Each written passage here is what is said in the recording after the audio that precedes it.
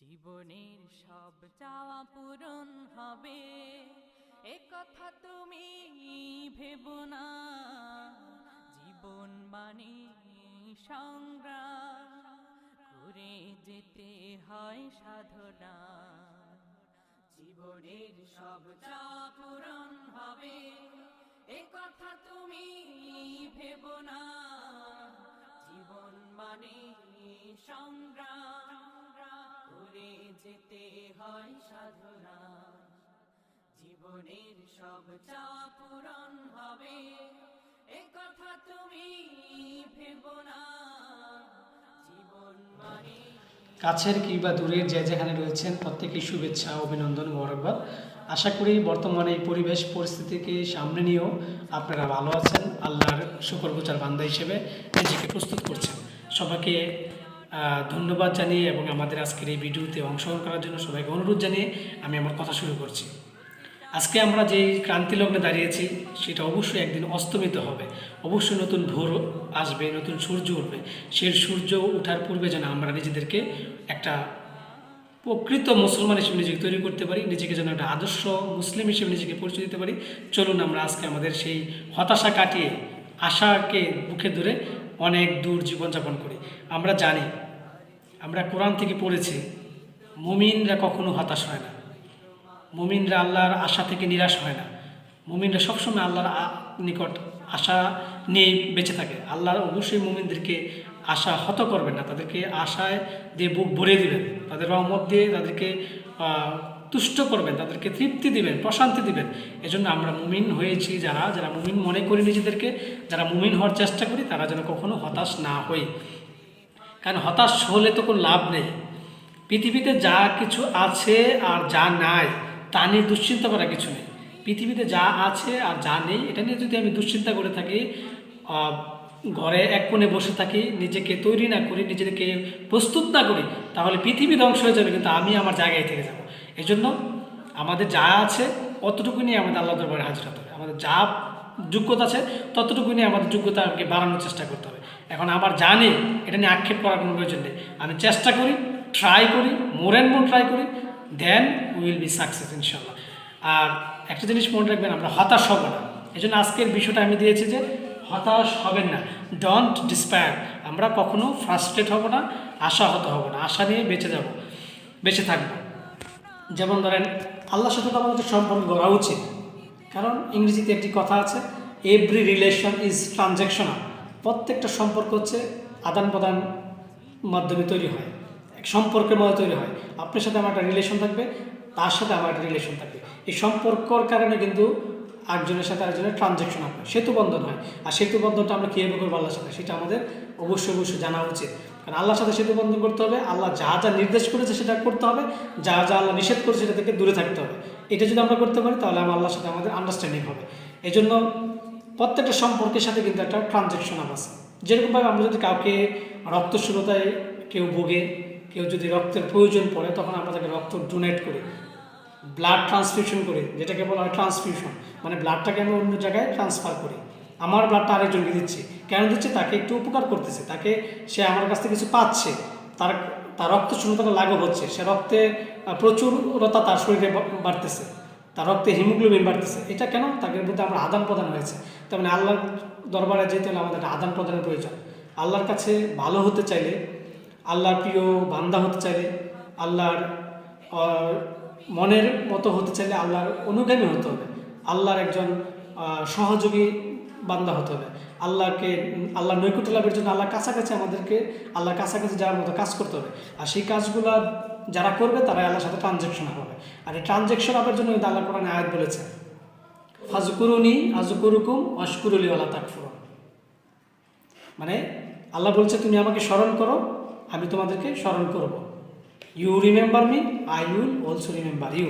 মানে আল্লাহ স্পষ্টভাবে বলে দিচ্ছে, তুমি যদি আমাকে স্মরণ করো, আমি তোমাদেরকে অবশ্যই স্মরণ করব।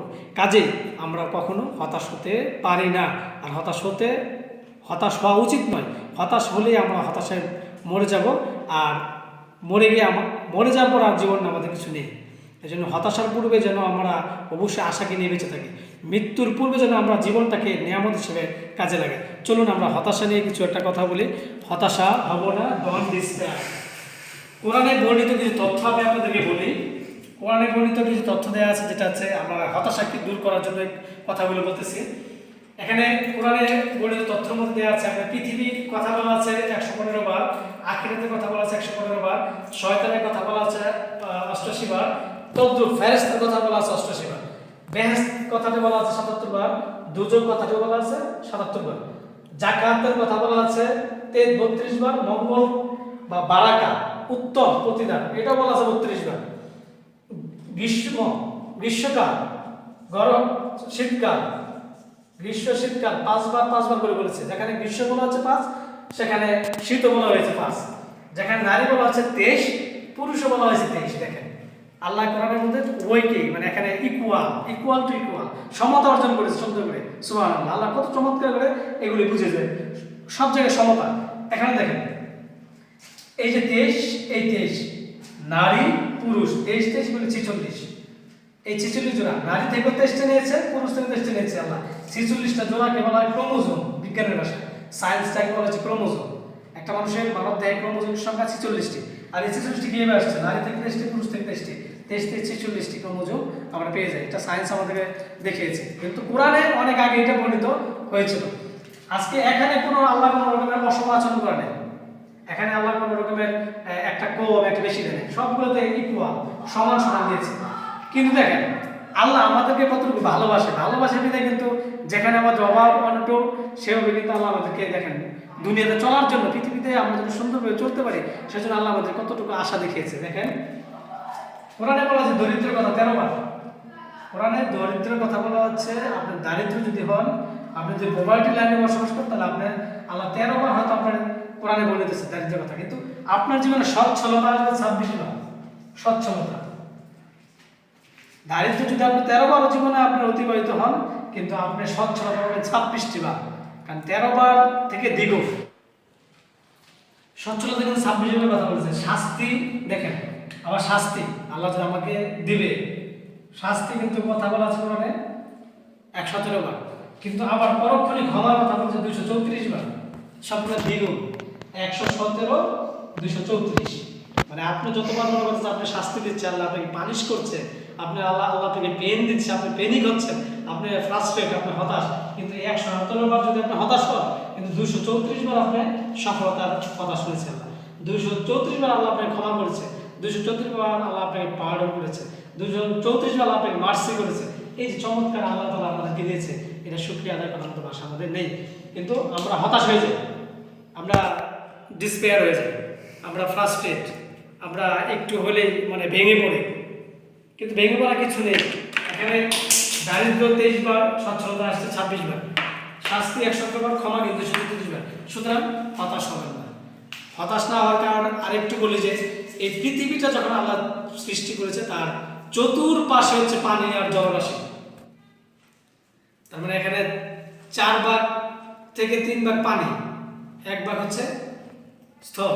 এখানে কোরআনে যে আলোকে পৃথিবীর স্থল ও জলভাগের পরিমাণ, কোরআনে আলোকে পৃথিবীর স্থল ও জলভাগের পরিমাণ দেখেন, স্থল বা ভূমি হচ্ছে 13 বার কথা বলছে কোরআনে, 13 বার। স্থল বা ভূমি জমির পরিমাণের কথা বলছে 13 বার, আবার পানি বা সাগরের কথা বলছে 32 বার কোরআনে। আর আপনি যদি এখানে 13 আর 32 কে একসাথে যোগ করেন তাহলে 45 বার। কোরআনে টোটাল 45 বার সাগর, পানি, স্থল, ভূমির কথা বলেছে। এর মধ্যে জল এবং ভূমির কথা বলতে 13 বার, পানি এবং সাগরের কথা বলছে 32 বার। দুইটা যোগ করলে হয় 45 বার। এই 45 বার যদি আপনি 13 জমি বা স্থল কে যদি আপনি 13 ভাগ 45% করেন, তাহলে স্থলভাগের পরিমাণ হয় 28%। আর 32 ভাগ 45 যদি পার্সেন্ট করেন, তাহলে পানির ভাগ হয় বা সাগরের ভাগ হয় 71.11 ভাগ।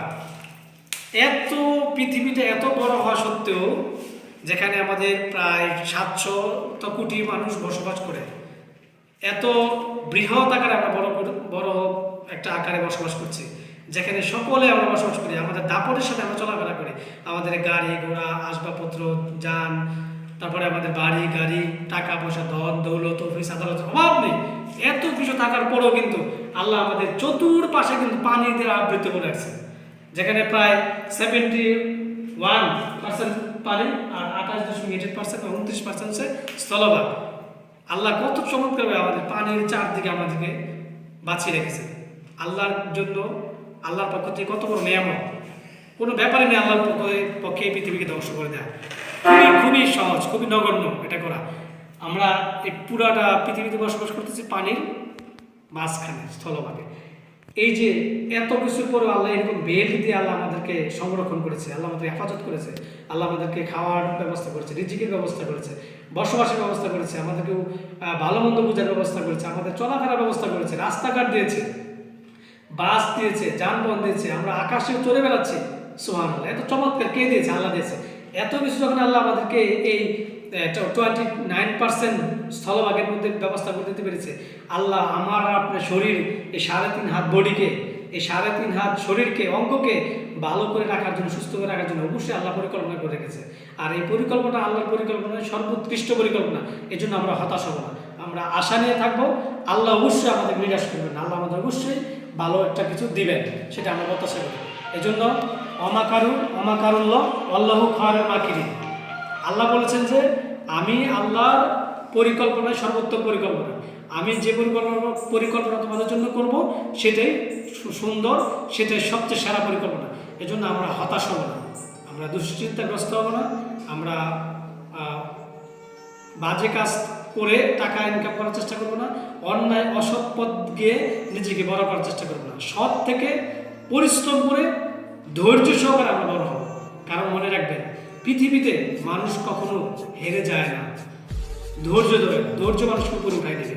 আপনি ধৈর্যশীল হন, প্রচুর পরিমাণ ধৈর্যশীল হন, প্রচুর পরিমাণে আল্লাহ আপনাকে তার চেয়ে বেশি সফলতা দেবে। কারণ কোনো কষ্টই ভাই পৃথিবীতে স্থায়ী হয় না, সকল কষ্টই পৃথিবী থেকে দূরীভূত হয়। শুধুমাত্র কয়েকটা সময় হয়তো আপনাকে অপেক্ষা করতে হবে, কিছুটা দিন হয়তো আপনাকে কষ্ট করতে হবে, কিছুটা বছর হয়তো আপনাকে কষ্ট করতে হবে। একটা দিন একটা সময় আপনি অবশ্যই অবশ্যই সুখের রাজ্যে বসবাস করবেন। মুদ্রার এপিটুপিটে সুখ আর দুঃখ। আর যদি সুখ কখনো নাই আসে, দুঃখ দিয়ে জীবন চালাতে হয়, তারপর সৎ জীবন থেকে বিরত থাকা যাবে না, অসৎ পন্থা অবলম্বন করা যাবে না, অসৎ পথে নিজেকে চালানো যাবে না। মনে রাখবেন, শত কষ্টের মধ্যে যদি আপনি থাকেন, তারপরে সততার মধ্যে আপনি তৃপ্তি রয়েছে, শান্তি রয়েছে। চলুন ভাই, আমরা সততা, ত্যাগ, পরিশ্রম, ধৈর্য নিয়ে নিজেকে প্রতিষ্ঠিত করার চেষ্টা করি। তাহলে এই প্রতিষ্ঠিত হওয়ার মধ্যে আনন্দ থাকবে, তৃপ্তি থাকবে, ভালোবাসা থাকবে, মনের ভিতরে অনেক অফুরন্ত স্বপ্ন জাগ্রত হবে। চলুন ভাই, আমরা হতাশ না হই, হতাশ নয় আল্লাহর দিকে ধাবিত হই, আল্লাহর দিকে ছুটে চলি। তাহলে ইনশাআল্লাহ আল্লাহ আমাদেরকে এই বর্তমান পরিবেশ থেকে মার্জনা দেবে এবং আমরা সবাই সুন্দরভাবে পৃথিবীতে বসবাস করতে পারবো এবং জান্নাত উপযোগী মানুষ হিসেবে নিজে করতে পারবো। সবাইকে অভিনন্দন জানাচ্ছি এবং সবাইকে অনুরোধ করবো, চলুন আমরা আল্লাহর দরবারে মাথা অবনত করি, আল্লাহর জন্য নিজের জীবনটাকে উৎসর্গ করি। সবাই ভালো থাকুন, সুস্থ থাকুন, নিরাপদে থাকুন। আসসালামু আলাইকুম ওয়া রাহমাতুল্লাহি ওয়া বারাকাতুহু।